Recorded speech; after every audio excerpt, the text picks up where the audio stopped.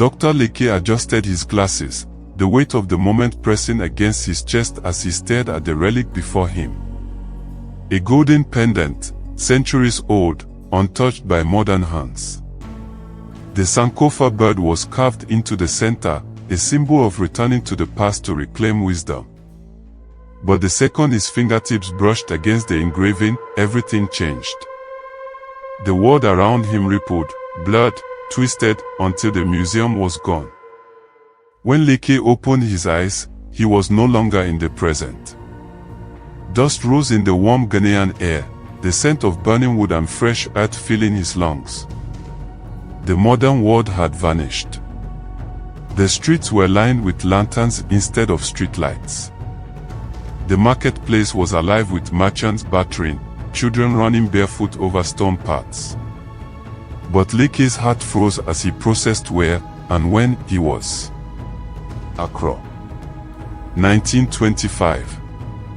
And suddenly, he knew exactly what was coming.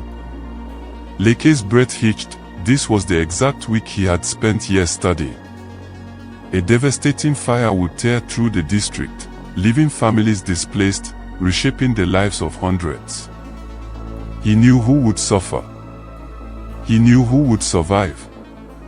And now, standing in the very heart of it, the question that tore through him was, could he stop it? Should he stop it? Leke moved through the town, scanning faces he had only seen in faded photographs. Each person alive, breathing, unaware of what was to come. His fingers brushed against the golden pendant. Had it sent him here to change things? Or to bear witness? The Sankofa bird burned in his mind. We must return to the past to learn, not to rewrite. If he interfered, would he erase something more important than the tragedy itself? Could he trust himself to make the right choice? Standing before the bustling marketplace, Kwame saw her, the woman history had recorded as the first victim of the fire. She smiled as she sold her wares, warmth and kindness in her eyes, completely unaware of what was coming. He could warn her. He could save her. But what would change? If she survived, would someone else take her place? Would history simply correct itself in another way? The weight of his decision crushed him. Leke took a deep breath. Then, he made his choice. He stepped forward. You need to leave this place. The woman frowned. Why? Leke's pulse roared in his ears. How could he explain something that hadn't happened yet? The ground beneath them quivered, the scent of smoke suddenly too close. And then, the fire erupted. Screams filled the air. The marketplace turned to chaos as flames spread violently through the streets.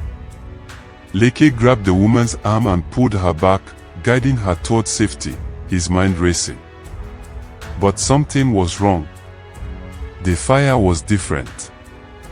It wasn't unfolding exactly as history recorded it. Was this because of him? Had he rewritten something, or had he just caused something worse? The golden pendant paused. The world rippled, time collapsing back into itself. Leke opened his eyes. The museum stood before him. The present had returned. But something was different.